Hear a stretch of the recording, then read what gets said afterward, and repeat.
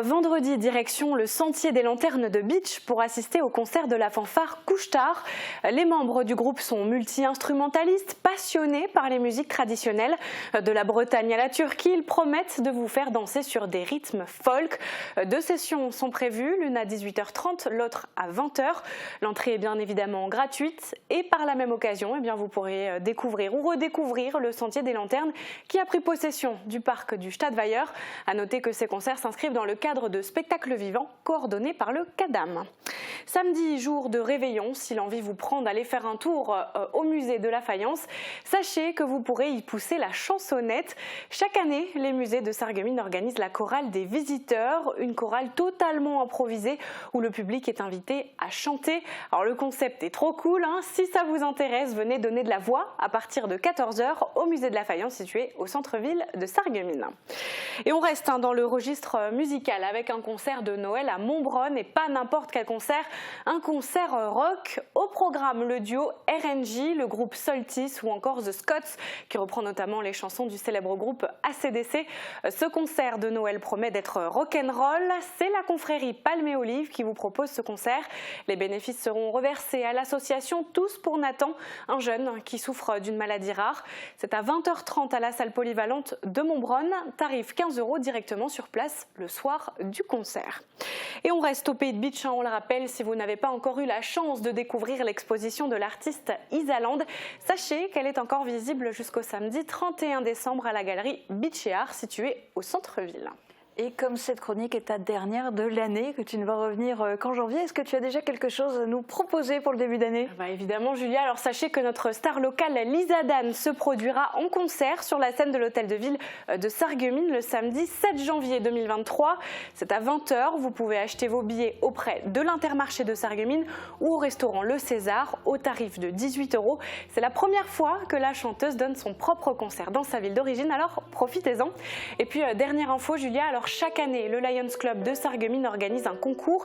C'est la soirée Jeunes Talents. Elle se tient généralement elle va se tenir au mois de février. Alors avis aux jeunes artistes, les inscriptions ont été prolongées jusqu'au 2 janvier. Profitez-en.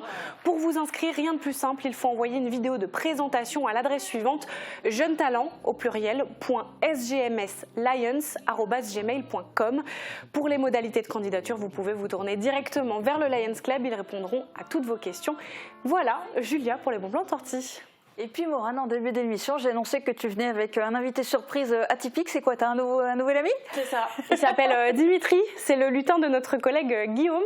Et en fait, il a voulu m'accompagner pour cette chronique parce qu'on va, vous vous en doutez, on va parler des lutins farceurs. Les quoi ? Les lutins farceurs, Julia. Alors, vous les avez peut-être aperçus tout au long du mois de décembre. Les lutins farceurs étaient partout dans les campagnes, sur les réseaux sociaux et surtout sur les réseaux sociaux.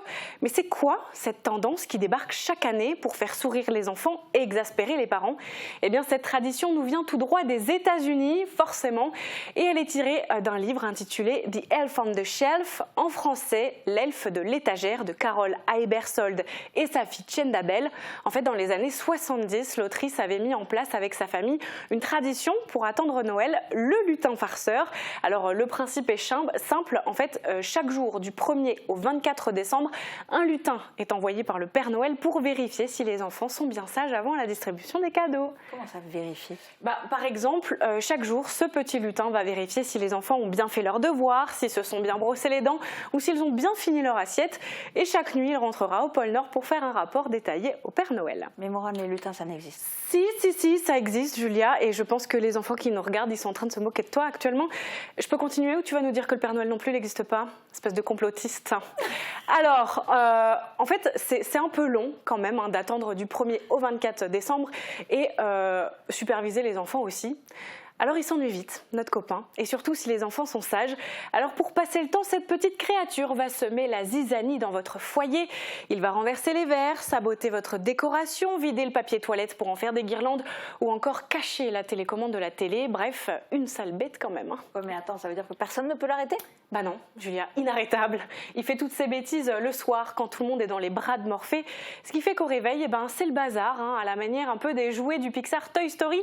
Il restera immobile jusqu'à ce que vous ayez les yeux tournés et hop, il profitera pour faire une nouvelle farce. Ouais, donc les parents, ils doivent avoir vraiment hâte qu'ils s'en aillent. Tu m'étonnes. Alors justement, le 24 au soir, les enfants doivent impérativement déposer le petit lutin au pied du sapin pour que le Père Noël puisse le récupérer dans la nuit quand il viendra déposer les cadeaux. Et puis comme ça, après, le petit lutin, il peut faire du covoiturage avec le Père Noël. C'est ça, du covoiturage. Bah oui, c'est plus pratique et plus écolo. Ouais. Voilà. Bon. Merci beaucoup pour toutes ces explications, mais moi j'ai été sage toute l'année, donc c'est normal, je n'ai pas croisé le lutin. Ouais, c'est ce que tu crois, Julien. C'est ce que tu crois. Bon allez,